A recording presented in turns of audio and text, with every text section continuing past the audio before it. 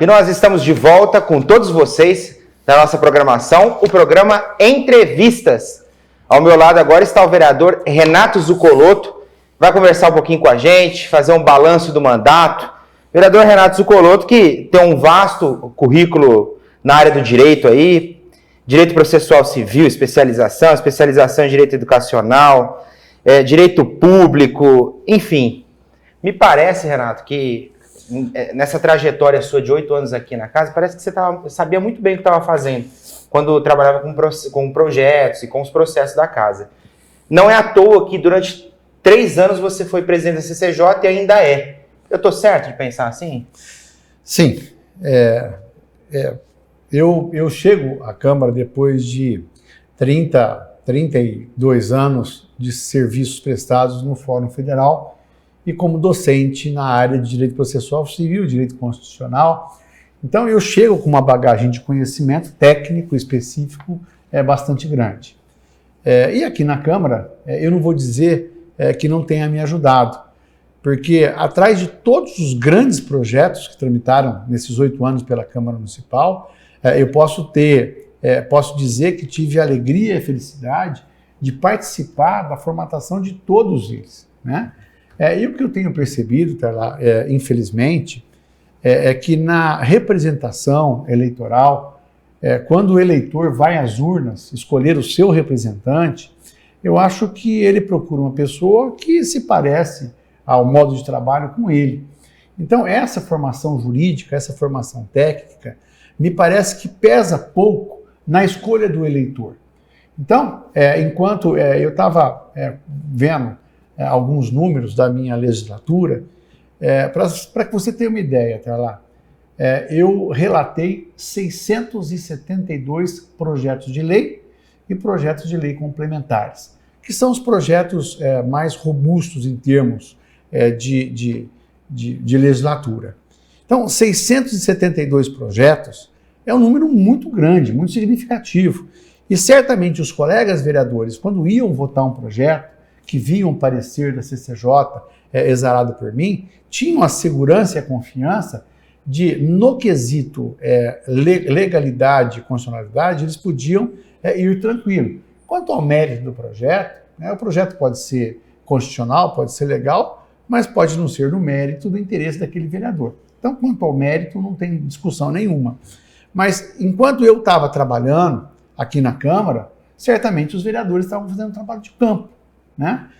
E eu sabia que em algum momento isso poderia me prejudicar, né? Fosse diferente, o eleitor tivesse esse conhecimento, né, da necessidade dessa capacidade técnica para poder exercer bem o mandato legislativo, as coisas poderiam ser diferentes. Mas eu agradeço muito. Foi um período assim bastante promissor, de bastante trabalho. Nós avançamos muito em algumas questões legislativas no município de Ribeirão Preto. Então, o balanço que eu faço, saindo da Câmara após 8 anos, é um balanço de muita produção, é um balanço muito otimista com relação ao futuro legislativo do nosso município. Falar nisso, promoveu muitas audiências públicas durante esse tempo todo, uso e ocupação do solo é uma delas. Falta participação popular aqui na casa, Renato? Isso daí, inclusive, eu pegando o gancho na resposta anterior, houvesse uma maior participação, eles poderiam ver a qualidade, né, do seu representante aqui no Legislativo. Ou seja, nós vivemos num período da sociedade, um momento no mundo, isso não é no Brasil, é no mundo todo, em que as informações chegam de uma forma muito rápida para a sociedade, né, o fenômeno das internets. A gente viu nas últimas eleições, né, quem tem o domínio, né, das redes sociais realmente se destacou.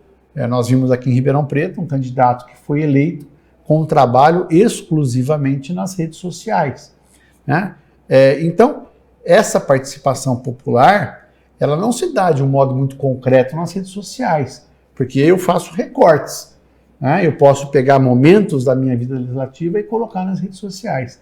Agora, aonde a gente desenvolve o nosso trabalho, na presidência de uma CEE, na presidência de uma CPI, na presidência de uma audiência pública, é aí que a gente desenvolve com plenitude o nosso trabalho legislativo, em que a população poderia ter oportunidade de se aproximar, seja para conhecer o seu representante, seja para poder formular propostas para efetivamente ter uma participação popular na formulação e formatação de projetos que vão atingir, em última ratio, essa própria população.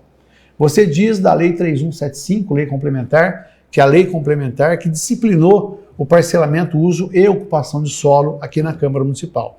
Nós fizemos mais de 12 audiências públicas, né?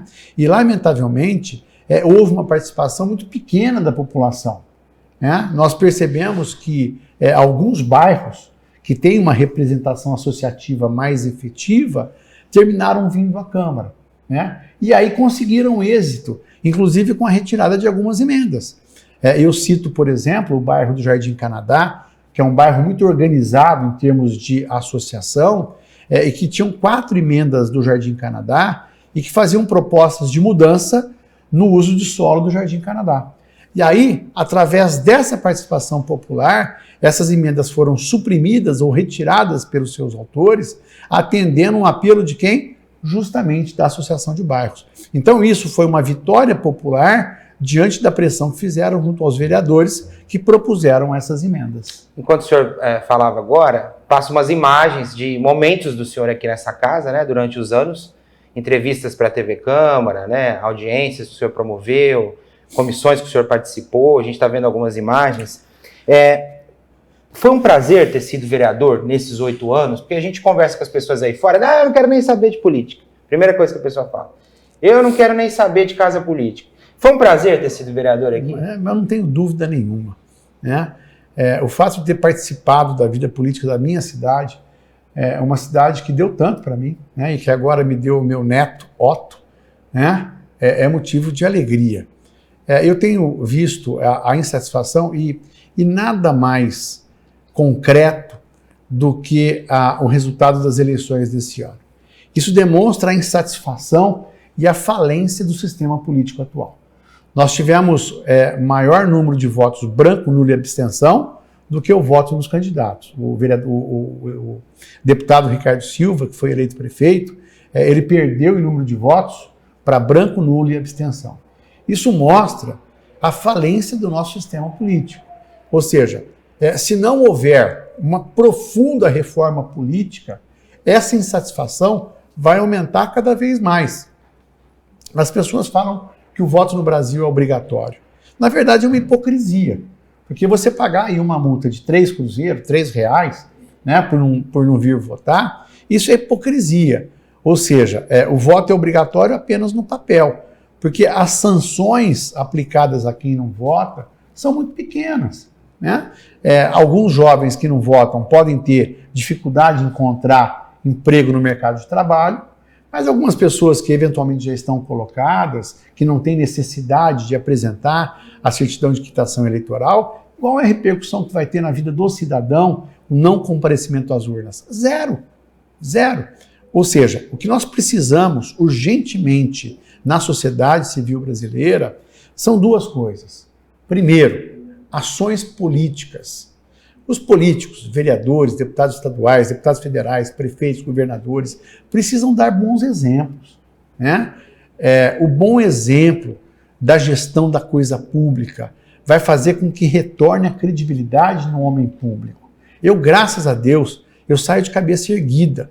Eu honrei o sobrenome do meu pai, Sidney Montan Zuccolotto, e de minha mãe, Magali Zuccolotto. Eu fiquei 8 anos na Câmara. Fiz um trabalho honesto, correto, competente. Posso não ter agradado a gregos e troianos. É muito difícil, numa sociedade polarizada como a gente vive, você agradar todas as pessoas. Mas eu fico muito feliz, porque sem nenhum apoio do partido político, sem nenhum apoio de grandes empresários que aportaram recursos à minha campanha, foi uma campanha simples, uma campanha humilde, eu tive 2.372 votos. São pessoas que foram às urnas, que acreditaram e acreditam no meu trabalho como parlamentar.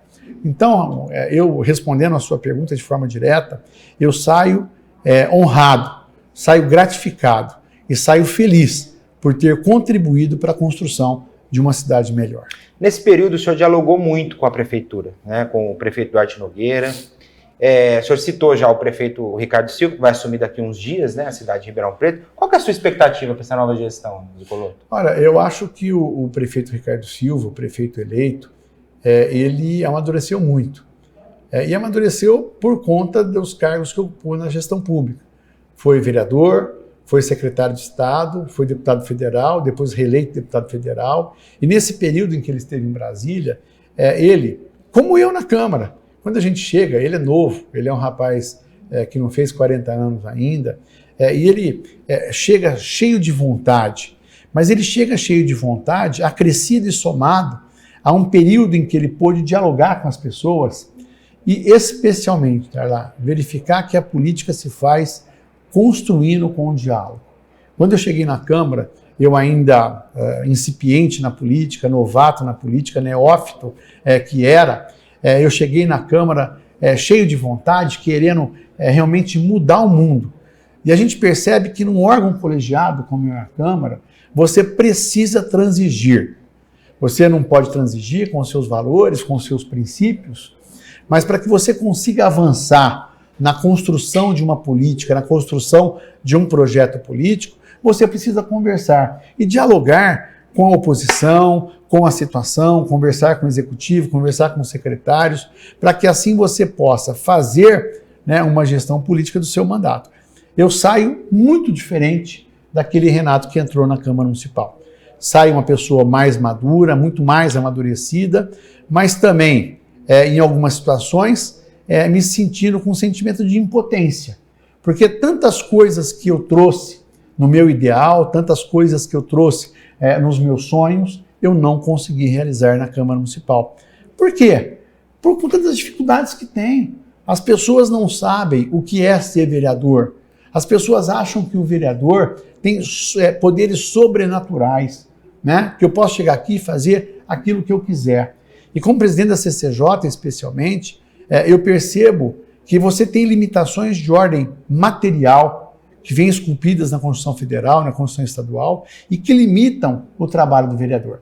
E se não bastasse essa limitação de ordem material, de ordem legal, existem ainda as limitações circunstanciais de ordem política, que você precisa construir algumas demandas junto com outras pessoas, que às vezes é difícil. Então, muitas vezes, você não consegue avançar politicamente em um projeto que você tinha como um projeto ideal que poderia construir realmente uma cidade melhor. Renato, a gente conversa muito com os vereadores e uma das maiores tristezas que eu percebo quando eu ouço um parlamentar é que o vereador não tem o poder da caneta. E isso vai muito do que o senhor está falando agora. O senhor acha que o vereador poderia ter mais condições de agir diretamente sem a intervenção do Poder Executivo? Porque às vezes é muito difícil. O senhor tem um bom projeto, o senhor tem uma boa iniciativa, mas por falta de poder da caneta, aquilo não sai. Eu acho que as atribuições concedidas ao Poder Legislativo, no arcabouço legislativo, na Constituição Federal, Constituição Estadual e Lei Orgânica Municipal, elas são tecnicamente muito limitadas. É por isso que é importante você ter um bom diálogo com o Executivo Municipal. Eu não posso me queixar do prefeito Duarte Nogueira, porque ele sempre escutou, sempre ouviu muito. Mas no quesito a implantação de algumas demandas dos vereadores, nós tínhamos dificuldade. Nesses 8 anos de contato com o Executivo, eu posso dizer que em alguns momentos nós tivemos muita dificuldade, não de dialogar, porque eu não posso me queixar nunca do prefeito Duarte Nogueira de não ter nos ouvido. Mas muitas vezes a pessoa nos ouve, mas não nos escuta.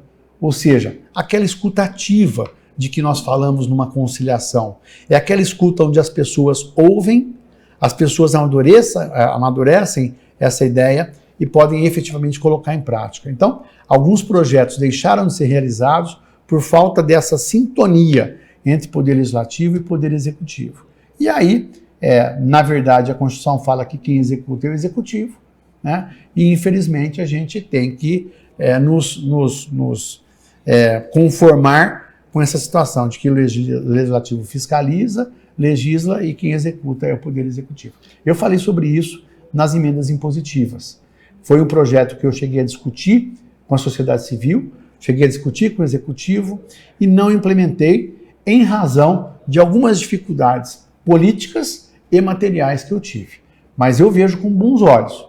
Se bem formulado, se bem formatado um projeto de emendas impositivas, eu vejo como dá certo.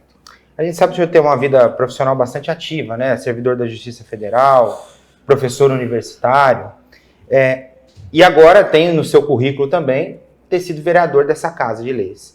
O quanto isso impactou na sua vida pessoal, trabalhar aqui nessa casa, Renato? Olha, primeiro, a renúncia que você faz para a sua família, né?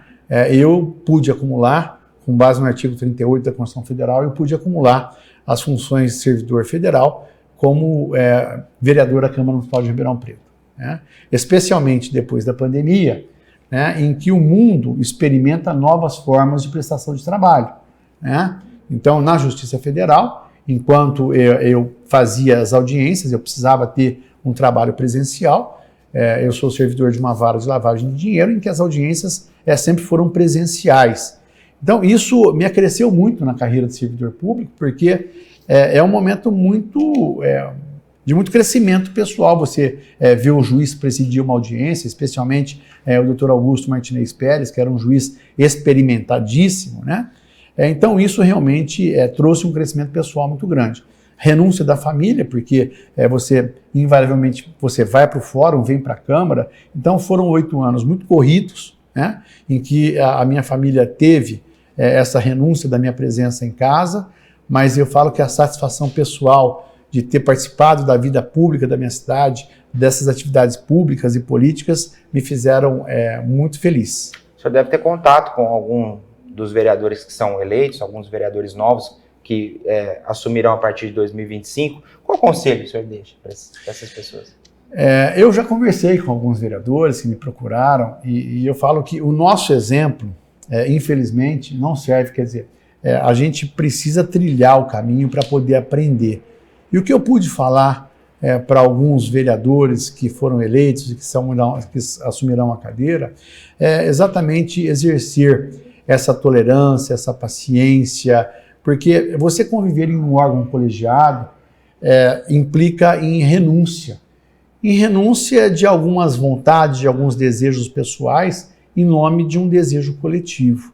Então eu acho que especialmente a maturidade, né? Eu cheguei aqui com muita vontade de fazer muita coisa diferente, muita coisa nova, e aí eu vi, né, que eu dispendi um esforço enorme, um tempo enorme, e muitas vezes eu não consegui atingir aquele objetivo almejado. Então, o que eu tenho falado para os vereadores que têm assumido e que vão assumir dia 1º de janeiro é exatamente isso, exercer essa qualidade da tolerância, da escutativa, de conversar muito, né? Eu acho que a Câmara é um palco de debates constantes, mas de debates políticos. E eu acho que a sociedade, e agora não falo de Câmara, a sociedade precisa amadurecer, porque essa polarização ela tem sido muito ruim, né? Não só para Ribeirão Preto. Nós vimos que as discussões de nível nacional elas permearam as eleições municipais. E como eu tenho dito, as eleições municipais elas não são coincidentes com as eleições federais ou com as eleições nacionais, justamente para que você tenha uma cena de debates atinentes às discussões locais. O que eu quero para a saúde local, para a educação local, para a mobilidade local? E nós vimos que a discussão nacional, essa polarização Lula-Bolsonaro, terminou, de certa forma, permeando essa política também municipal. Então, que a gente possa deixar esses valores pessoais de lado e pensar um pouco na nossa cidade, um pouco no nosso estado e pensar em criar políticas públicas que possam construir uma cidade melhor. Projetos. Agora o senhor, a partir de janeiro, não vai estar aqui na Câmara. Qual que é a sua ideia? Vai continuar na política, vereador? Olha, eu acho que todo ser humano, já dizia Platão, é um ser político, né? A gente não consegue viver sem fazer a nossa política. Política até dentro de casa, com a nossa esposa, né? Política com os nossos filhos, com a nossa família. Mas depois que você entra na política, como eu entrei, dificilmente a política sai da gente, né? Eu posso até sair da política, mas a política não vai sair de mim. Eu completo esse ano 38 anos de Justiça Federal. Depois de 38 anos de Fórum Federal, eu implemento o último requisito que faltava para que eu pudesse pleitear a minha aposentadoria no Fórum Federal. Acho que é um ciclo que se encerra, e se encerra de uma forma muito feliz. Eu posso dizer com muita satisfação que eu fui hoje, atualmente eu sou o servidor mais antigo do Fórum Federal de Ribeirão Preto, e me parece que é um ciclo que já está encerrado. Eu dei muito de mim para o Fórum Federal, acompanhei o crescimento de toda a estrutura do Judiciário Federal, mas agora é chegada a hora de dar lugar para as pessoas que vêm com novas ideias, com novos projetos. A gente assiste agora uma informatização do sistema processual, né? Eu ainda sou daquele que molhava, né, para poder passar a página do processo. Eu ainda sou um saudosista do Código Buzaide, que é o Código de Processo Civil de 1973, que na minha concepção foi um dos melhores códigos de processo civil que já foram feitos no mundo, né? E que em 2015 foi superado pelo Código Sarney. Não precisa nem falar nada, né? A gente fala Código Buzaide e Código Sarney, né? Então me parece que são avanços que não são mais compatíveis com 38 anos de Justiça Federal. Eu tenho muito gás ainda para trabalhar, eu tenho muito gás para produzir, eu tenho vontade de fazer coisas novas, de construir uma cidade melhor. Então eu paro na Justiça Federal, mas eu não paro de trabalhar. Tenho convites de escritórios de advocacia, afinal de contas são 38 anos de Justiça Federal. Alguns advogados já me procuraram, que eu, nesses 38 anos, eu criei uma relação muito próxima, muito respeitosa com a classe dos advogados de Ribeirão Preto. Tenho a alegria e a satisfação de ter, nos meus antepassados, presidentes da Ordem dos Advogados. João Alves Meira Júnior foi presidente por 3 vezes da OAB de Ribeirão Preto. Então, eu tenho ainda um futuro pela frente. Qual vai ser? Não sei, né? Não conversei ainda com o prefeito eleito Ricardo Silva. O doutor Augusto Martinez Pérez foi nomeado como coordenador da equipe de transição, né? Ele tem corrido de um lado, eu corrido de outro, a gente pouco tem conversado, mas eu estou à disposição.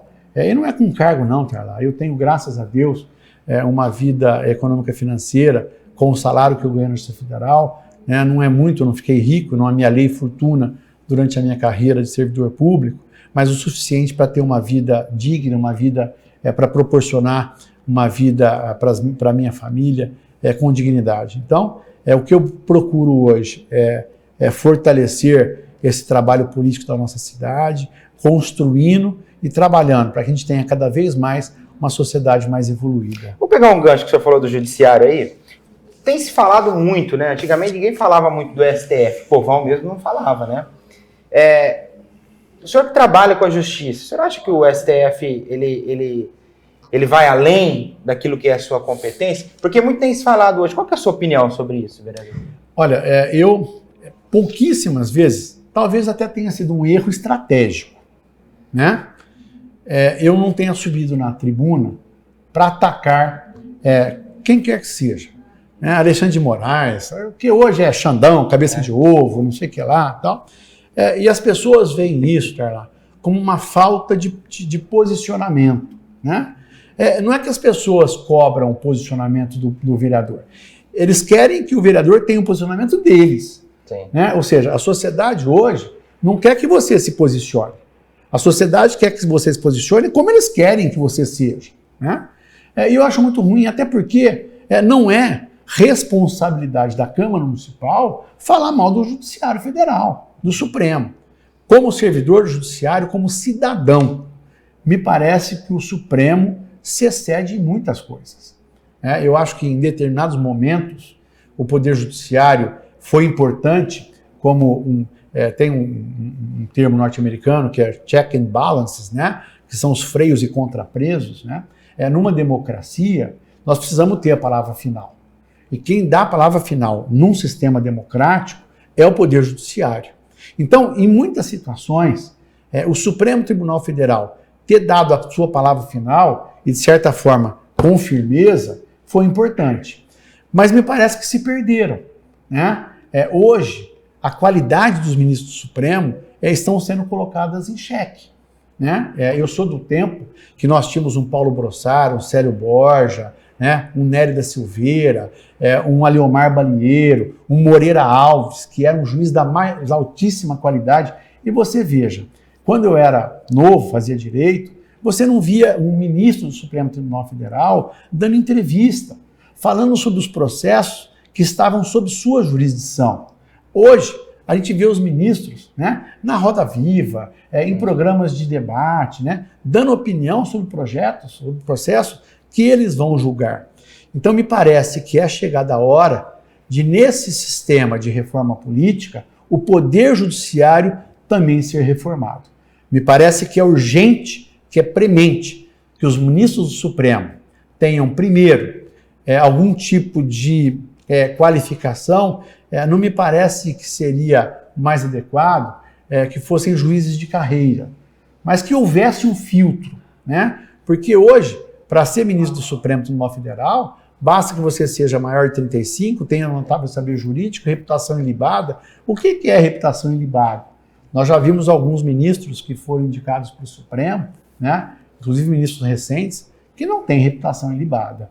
Então, me parece que a fixação de mandato para os ministros do Supremo é urgente. 8 anos como senador, por exemplo, acho que seria um bom mandato. Ou seja, fica lá, porque a gente pega juízes que foram escolhidos muito novos, como Toffoli, por exemplo, e que podem ficar lá até 75 anos. Ou seja, 35, 30 anos de carreira do judiciário é um tempo muito longo e que pode gerar essa insatisfação que há hoje da sociedade em relação ao Supremo Tribunal Federal. Sou crítico, acho que precisa melhorar muito para que ele possa voltar a ser o velho Supremo que decidia com base na Constituição Federal e que era realmente respeitado por todos. Nós temos mais alguns minutos, Renato.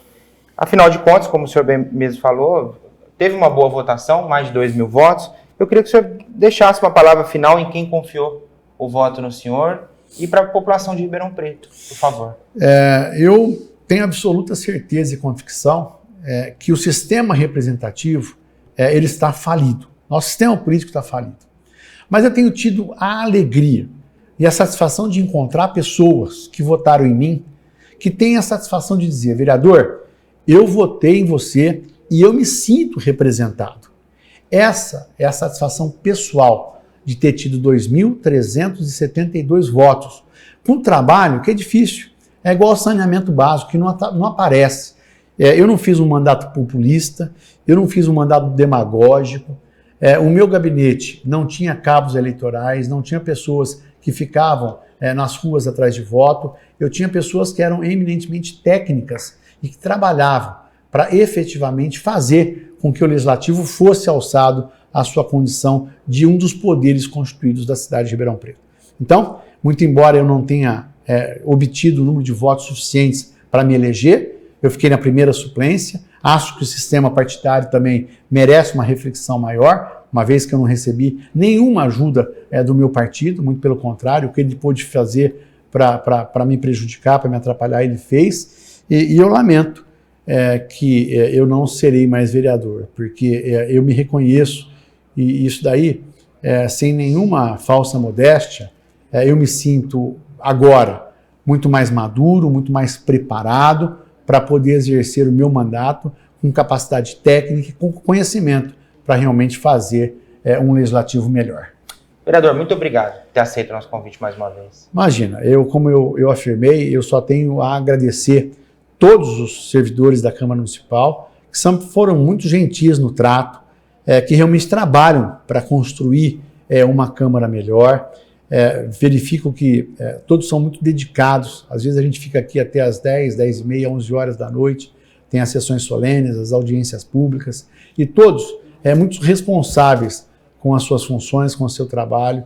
Então eu queria deixar aqui o meu agradecimento pessoal a todos os funcionários da TV Câmara, a todos os funcionários da Câmara Municipal de Ribeirão Preto, e me coloco à disposição dos servidores, dos amigos que eu criei ao longo desses 8 anos, para o que for preciso, para que a gente possa continuar trabalhando por uma cidade melhor. Tá certo. Muito obrigado, vereador Zucoloto. E obrigado a você também que esteve conosco. Continue na nossa programação, tem bastante programa. Visite nosso canal do YouTube. Nós estamos aqui para servir você. Grande abraço.